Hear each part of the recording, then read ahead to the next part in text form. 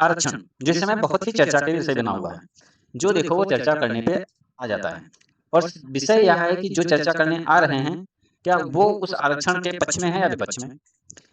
सबसे बड़ा प्रश्न है इस समय जो आंदोलन हुआ सीजेपी का, उसके बाद एक और नई जो है वर्चुअल पार्टी बनी या फिर जो है ऑनलाइन पार्टी बनी या फिर जो ऑनलाइन दल बना, वो था कि आरक्षण या फिर रिजर्वेशन हटाओ आंदोलन।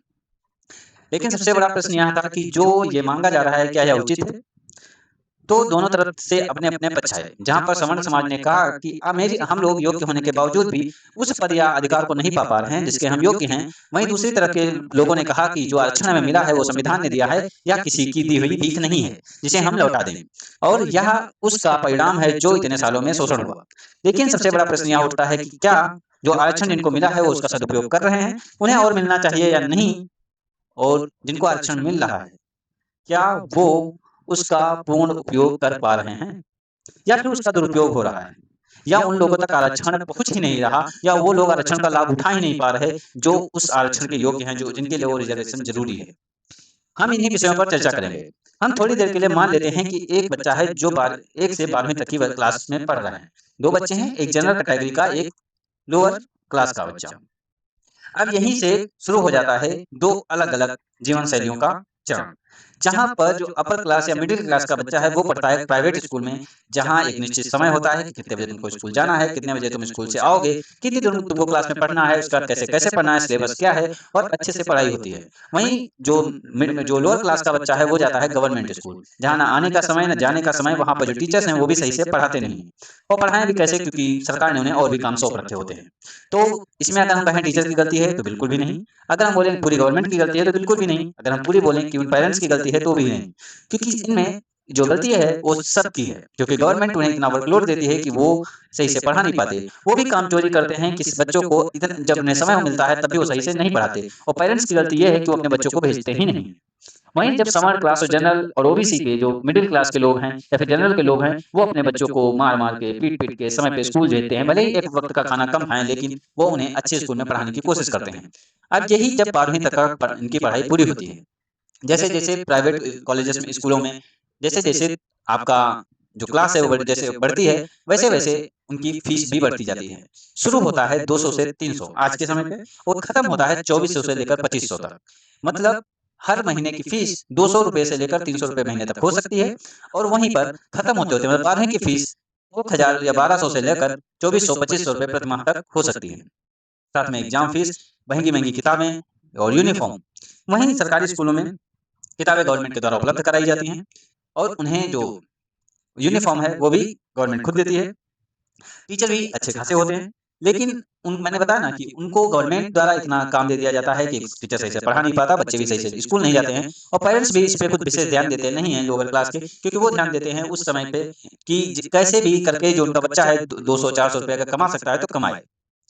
यहीं पर जो अपर क्लास था और जो मिडिल क्लास था वो निकलता है लोअर क्लास वालों से आगे। अब आगे आती है कंपटीशन की बारी। कंपटीशन की बारी क्या, 12वीं पास के बाद आपको एंट्रेंस एग्ज़ाम देने होते हैं। वो फिर आप अगर गवर्नमेंट कॉलेज चाहते हैं अच्छा, तो उसके लिए आपको एंट्रेंस एग्ज़ाम क्रैक करना होता है। चूँकि अब जिसने भी गवर्नमेंट कॉलेज में पढ़ा है, उसके पास इतनी क्षमता नहीं, उसने इतने अच्छे से पढ़ाई की ही नहीं होती है। बहुत कम ऐसे लोग होंगे कि एंट्रेंस एग्ज़ाम को इतने अच्छे से क्वालीफ़ाई कर पाएँ कि वो गवर्नमेंट कॉलेज पास करें। वहीं प्राइवेट कॉलेज का जो बच्चा है, वो अच्छे से पढ़ा हुआ भी है, उसके पिता के पास पैसे भी हैं, वो 1 साल 2 साल कोचिंग और कर सकता है और वो उसे क्वालीफ़ाई करेगा। अब अगर वो क्वालीफ़ाई करके गवर्नमेंट स्कूल पाता है, यहाँ पर पूरा पासा पलटता है। अब यहाँ पर रिज़र्वेशन थोड़ा बहुत काम आता है, पर इतना काम आ ही नहीं सकता। क्योंकि यहाँ पर काम वही आएगा जिसका जो एसटी, एससी या जो लोअर क्लास का बच्चा है, जिसके घर में पहले से कोई नौकरी या पैसा उपलब्ध है, जिसने कोचिंग की और पढ़ाई की और वो निकाल लेगा अपना जो सबसे अच्छा सरकारी कॉलेज है। जब अब जो निचले तबके का इंसान है, उसके बाद बनता है प्राइवेट कॉलेज। प्राइवेट कॉलेजेस की फीस भर पाना हर किसी के बस की बात है ही नहीं। क्योंकि अगर आप अच्छी खासी कोई पढ़ाई करते हैं प्राइवेट कॉलेजेस में, तो उसकी कीमत है 1 लाख, 1.5 लाख, 2 लाख। एमबीबीएस जैसी पढ़ाई की तो फीस 25-30 लाख तक पहुँच जाती है। वहीं पर सरकारी कॉलेजेस की फीस 10,000, 20,000, 30,000 और एमबीबीएस में 1 लाख तक होती है सालाना। अब यहाँ पर मात खाता है लोअर क्लास का। क्योंकि उसे आरक्षण मिलने के बाद भी अब वो उन पदों पर नहीं पहुँच पाता जहाँ उसे पहुँचना चाहिए। क्योंकि गवर्नमेंट कॉलेज में वो पढ़ा हुआ है, उसके पास अब उतना बैकबोन उसकी है ही नहीं, इतना कॉम्पिटिशन के लिए वो फाइट कर ही नहीं सकता। फिर अब आता है यहाँ कि आपको रिजर्वेशन में माइनस तक का बच्चों को लेना होता है। वहीं पर सवर्ण समाज जो अच्छे से पढ़ के आया है, अब चूँकि उसने पैसे भी अच्छे लगाए हैं, उसने मेहनत भी की है, क्योंकि उसके माता-पिता ने उसका सोना, जागना, हँसना, खेलना सब कुछ छीन लिया था। एक तरह से बोलें तो पूरा बचपना ही छीन लिया जाता है सवर्ण समाज के बच्चे से। उसके बाद जब वो पेपर देता है और उससे वो सीट नहीं मिलती, उसे वो पोज़ीशन नहीं मिलती जिसके लिए वो फाइट कर रहा था, जबकि वो देखता है कि हमारे साथ वाला ही, वो हमसे कम नंबर लाकर या कम योग्यता होने के बावजूद भी उन चीज़ों को पा रहा है, तो ईर्ष्या होना तो जायज़ है।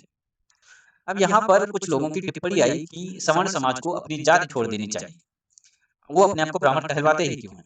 मैं आपसे पूछता हूँ, यहाँ पर बिना पक्षपात किए, बिना भेदभाव किए आप एक प्रश्न का उत्तर दीजिए। यदि आपको अवसर मिले, तो आप अपने बच्चे को क्या देना पसंद करेंगे?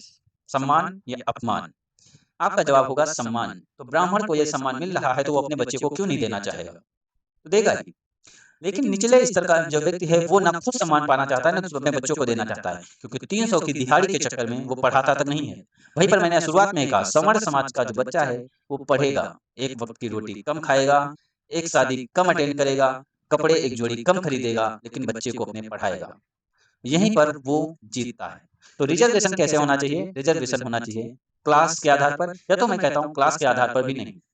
पूरे के पूरे जो माध्यमिक या जो निचले स्तर के जो स्कूली एजुकेशन है, वो पूरी की पूरी फ्री होनी चाहिए। जनरल का भी वहीं पढ़ेगा, ओबीसी का भी वहीं, एसटी का भी वहीं, एससी का भी वहीं। बोले तो गुरुकुल सिस्टम।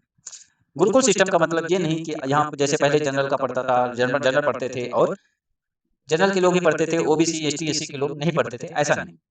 गुरुकुल सिस्टम का मतलब बच्चों को एक जगह निश्चित जगह पे रहना हो, वो अपना भरण-पोषण वैसे ही करें जैसे गुरुकुल के समय में बच्चे करते थे, भिक्षाटन कर। बहुत लोग इस पे आपत्ति जताएँगे, लेकिन वो सिस्टम बहुत अच्छा था। उससे बच्चे के अंदर जो सेल्फ कॉन्फिडेंस बढ़ेगा, ऊपर से सम्मान बढ़ेगा, क्योंकि वहाँ पर एक सवर्ण का बच्चा भी माँगने जाएगा और एक निचले तबके का बच्चा भी भिक्षाटन करेगा, वो भी अपनी एजुकेशन को लेकर। दूसरी बात, शिक्षा फ्री होगी, तो हर कोई बराबर पढ़ पाएगा। तीसरी बात, स्किलफुल शिक्षा गुरुकुल में होती थी, वो आ जाएगी, जो कि आज के कॉलेजेस में नहीं है। इस पर बहुत सारे लोग आपत्ति जताएँगे, लेकिन यही सच है। एमबीबीएस को छोड़ दीजिए, बाकी मेडिकल के बच्चे पूरी तरह से प्रैक्टिस पे डिपेंडेंट होने के बावजूद भी उनकी प्रैक्टिस नाम मात्र की होती है। तो यही सारे मुद्दे थे। आपको ये वीडियो कैसा लगा? आप ज़रूर बताएँ, और मेरी एक ही राय है कि एजुकेशन को फ्री किया जाए पूरी तरह से। किसी भी, मैं कहता हूँ स्कूल और कॉलेजेस पूरे फ्री हों, जो जितना पढ़ना चाहे पढ़े, जब तक पढ़ना चाहे पढ़े, और एजुकेशन सिस्टम ऐसा होना चाहिए कि इंटर तक पढ़ा हुआ बच्चा इंटर तक आने वाला हर पेपर क्रैक कर सके, जो कि आज के टाइम पे बिल्कुल भी नहीं है। शिक्षा इस लेवल पे गिर चुकी है, हमारा एजुकेशन सिस्टम इस लेवल पे गिर चुका है कि एक भी पेपर 12वीं तक पढ़ा हुआ बच्चा किसी भी बोर्ड का हो, वो बिना कोचिंग किए हुए एक भी एग्ज़ाम क्रैक नहीं कर सकता। बिना ड्रॉप आउट किए, बिना कोचिंग किए, वो अपने सिलेबस के आधार पर कोई भी एग्ज़ाम क्रैक नहीं कर सकता। एक भी बच्चा ऐसा नहीं है। क्योंकि उसका जो बोर्ड एग्ज़ाम होता है, वो चाहे सीबीएसई का हो, चाहे यूपी बोर्ड का हो, वो होता है बहुत ही मतलब लिमिटेड सिलेबस दिया जाता है, और टीचर भी लिमिटेड ही पढ़ाते हैं। जो क्वेश्चन आ रहा है बार-बार वही पढ़ाएँगे, बाकी क्वेश्चन भी पढ़ाना छोड़ देते हैं। तो एक ही राय है कि एजुकेशन सिस्टम को बेहतर कीजिए। आरक्षण जाति वाइज़ ना दे करके जो निचले लोग हैं, उनको दिया जाए। अगर आप ये एजुकेशन फ्री नहीं कर सकते, तो आरक्षण जो है, वो जाति आधारित ना दे करके क्लास आधारित दीजिए। मतलब जो इकोनॉमिक स्टेटस है, उसके आधार पर कि हाँ, इसके नीचे आप हैं, तो आपको रिज़र्वेशन है। दूसरी बात, फीस जो है, वो जो बढ़ी हुई है, वहाँ पे आप कोशिश कीजिए कम से कम लें, और स्कॉलर जो है, वो बढ़ा दें। और धन्यवाद।